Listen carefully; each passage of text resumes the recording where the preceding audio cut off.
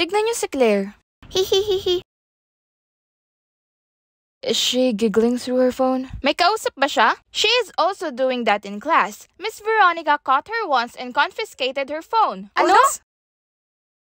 Sino daw kausap niya? Who cares? Us!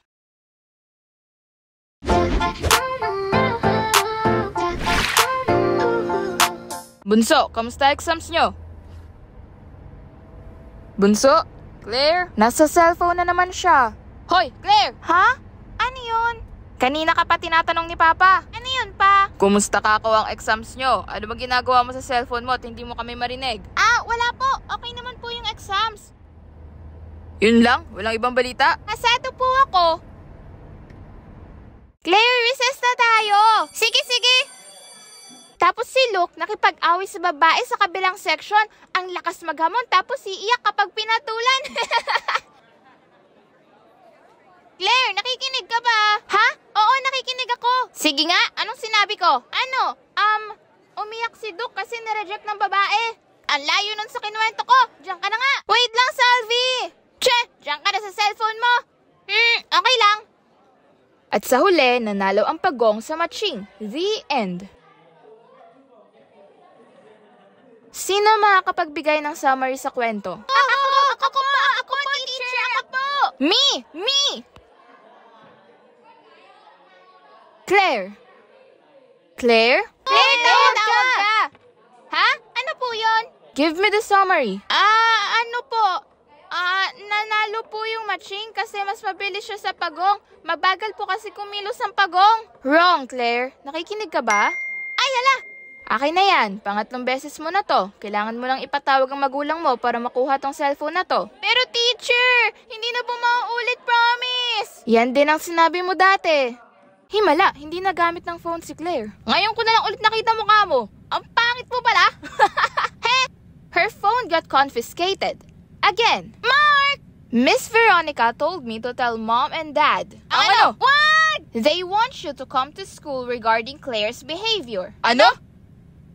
Salamat po sa pagpunta kahit busy kayo. Ano pong ginawa ng anak namin? Palagi pong nasa cellphone ng mukha ni Claire. May klase man o wala. 3 beses ko na po siyang nahuli na patagong nagamit ng cellphone. Sabi sa'yo, hindi magandang bigyan siya ng cellphone ngayon. Reward niya yun eh. Hindi na po siya nakakasagot sa recitations at bumababa na po ang mga scores niya sa tests. Balita ko din po na nag-aaway sila ng kaibigan niya dahil nakatutok nga daw palagi sa cellphone si Claire. Sabi niya pasado siya. Pasang-awa po. Muntik na po siyang umulit sa ibang subjects. Ay, talagang bata na yon. Heto po ang cellphone ng anak niyo. May text. Miss you, darling. Why hindi ka nagwe-reply? Ano? Ang dami pang gantong text. Ang batang yun talaga. So, ganito ang gagawin natin. Huwag mo nang uulitin yun, ha? Opo. Mag-control ka sa paggamit ng cellphone o kami nababawinan. Opo. Mag-ingat ka sa mga nakakausap mo anak, ha? Huwag basta-bastang magtitiwala. Opo. Ha? Gusto niya mag-meet na kami? Yay! Sige, papatawarin na kita kahit hindi ka pa nagsusorry. Sobrang guilty mo siguro kaya hindi ka makalapit sa akin. Hi, Salvi! Recess na tayo! Ay, hindi ako makakasabay. May kasabay na ako eh. Ano? Pinalitan mo na ako kagad pagkatapos na lahat ng pinagdaanan natin? Hindi kita pagpapalit. Ngayong araw lang naman. Sabay ba din tayo maliligo sa weekends? Oo naman. Pipilitin pa din natin sumama si Black. I love you, best friend! Puting van, puting van, puting van. Ayun! Hi, Cha! At talagang sasama ka sa taong hindi mo kilala? Ma? We are so disappointed in you, Claire. Andito kayong lahat? You're busted now, Claire. Ikaw may gawa na ito. Kilala mo si Chad? Si Chad ay si Black. Ano? Hindi ko mag-get. Black, anong ginagawa mo dito? Ano yan? Ikaw ang kausap ni Claire? Pinaprank mo si Claire? So wala talagang kausap si Claire? Eh di okay na. Makakahinga na tayo ng maluwag. Wala sa peligro anak natin. Hindi. Magandang aral to para kay Claire. Huwag mo munang sasabihin kay Claire na ikaw si Chad. Ituloy mo lang to. Para saan pa? Kailangan matuto ni Claire na masamang makipag-usap at magtiwala basta-basta kung kani-kanino, lalo na online. Huh? Ituloy mo lang to at sa susunod na araw, ayain mo makipagkita sa'yo. Tignan natin kung sasama siya at kung nakikinig ba siya sa mga payo natin.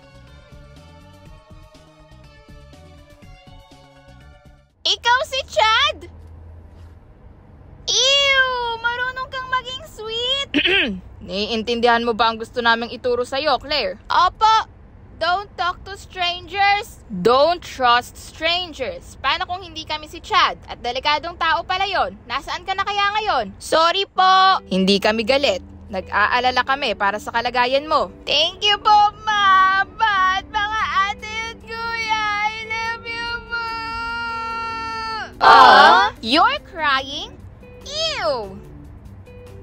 What?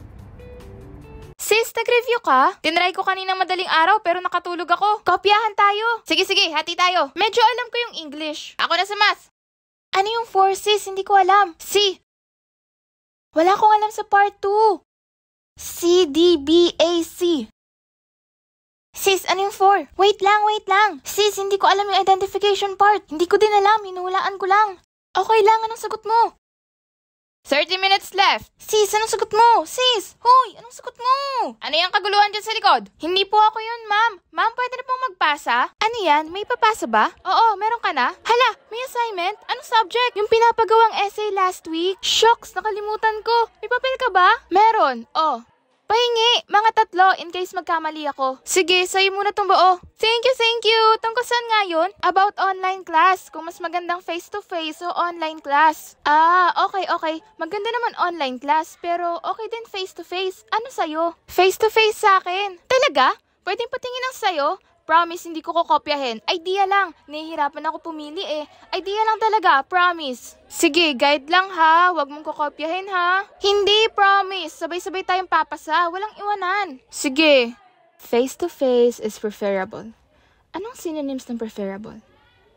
Okay. Face-to-face is best. It is more effective than online classes.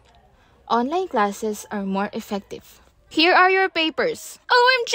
Thank God! Perfect ako. Ilan ka? 10/50. Plagiarize daw. Saan kayo pupunta? We're going at Vinci's. Kakain kayo nang wala kami? Nagpaalam po kami last week tungkol sa siblings date. Yung gagala kayo ng kayo lang. Sige, ingat. Sige, okay lang naman na hindi nyo kami isama. We gotta go. Bye! Bye pa! Iiwan talaga nila tayo?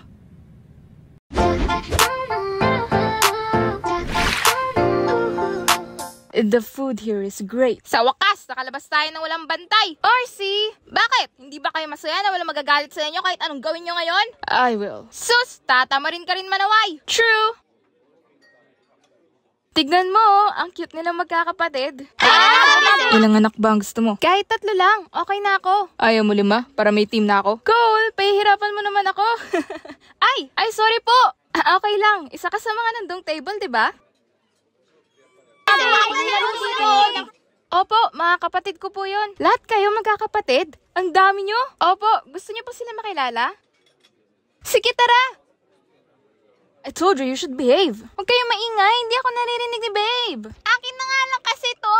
Ako nakakain. Ayoko nga, sabi mo ubusin ko nga lahat to. You all are so noisy. I wanna change seats. Family!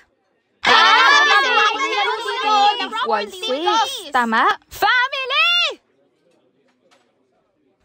Meet Miss Nikki and Mr. Cole. Gusto daw nila tayong makilala. Hi, Miss Nikki and Mr. Cole. Hi, ang cute nyo. Anong mga names nyo? I'm Claire Villafuerte, ang pinaka-cute sa lahat. Mark Villafuerte, Mrs. The Smartest. Si Black po yan. Hindi siya nagsasalita masyado. Huwag nyo na rin hilingin. Ako naman si RC, ang winner sa pamilya. Ako po si Charlie, best dressed always. Ako naman po si Clarissa, fastest thumbs in the Philippines. And I'm JC, eldest and most handsome. Wow, ang dami nyo! Paano kayo nagkakasundo? At paano ang budget nyo sa bahay? Cool! They always fight. Peace cannot be found in Casa Villafuerte. Kung hindi ka din nangaaway palagi, wala ding magaganap na away. I am not arguing with you. Arguing means every side has a point, and I am the only one who has a point. So it means I'm just stating facts for you to understand. Ayan ka na naman sa English mo! Marunong ka naman mag-Tagalog ah! Just like that. Kapag madalas daw mag-away ang isang pamilya, ibig sabihin may paki kayo sa isa't isa. Mas okay nang mag-away palagi pero sa huli nagkakabate kaysa naman sa hindi kayo nagpapansinan at walang imig sa isa't isa. Wow! Yan din po sabi ni Mama at Papa. Nag-usap kayo? Excuse me for a moment. Punta lang ako sa ladies' room. So, Mr. Cole, ilan po ang anak nyo? Claire, that's rude to ask. It's fine. Wala pa kaming anak. Magpo-propose pa lang ako ngayon. Propose? Shh! Secret lang yun. Kaya if okay lang, wag niyo muna sana siyang i-entertain. Gusto ko sanang masolo muna namin yung oras. Sure naman! If you wanna be alone, you shouldn't do it in a restaurant. You should at least reserve the place. Mark! What? Ayun na siya. If gusto niyo po, kunan ko kayo na pasikreto para may digital memory kayo. That's good. Thank you. Hi, so ano na pinag-uusapan? Busy sila, sweetie. Balik na tayo sa table natin. Talaga? Nakakadistorbo Yes. po kayo. Maganda kaya yung sing-sing? Sing-sing! Kung sa bahay, parating na yung in-order ko eh. Nikki, sa haba-haba ng panahon na magkasama tayo, ang dami kong naramdaman. If tatanungin mo kung anong nararamdaman ko tuwing kasama ka, it's everything. I feel everything whenever I'm with you. I love how we laugh together sa mga jokes na tayo lang ang nakakaintindi. I love how we cry together sa mga cringe rom-com movies. I love how we gossip sa lahat ng bagay. I love everything we do together, quirks and all. And I want to continue doing everything together for the rest of my life. Would you do the honor to be with me forever? Nikki Santiago, will you marry me? Oh my gosh, Cole! Nararamdaman ko din lahat ng sinabi mo. Nakapagplano na din tayo ng lahat ng gagawin natin in the future. Cole, it's a no. Bakit? Ito na yung last stage ng relationship at natatakot ako na matulad tayo sa karamihan ng may family at malimutan natin lahat ng feelings na yan once magkaanak na tayo at makonsume na nila lahat ng oras natin.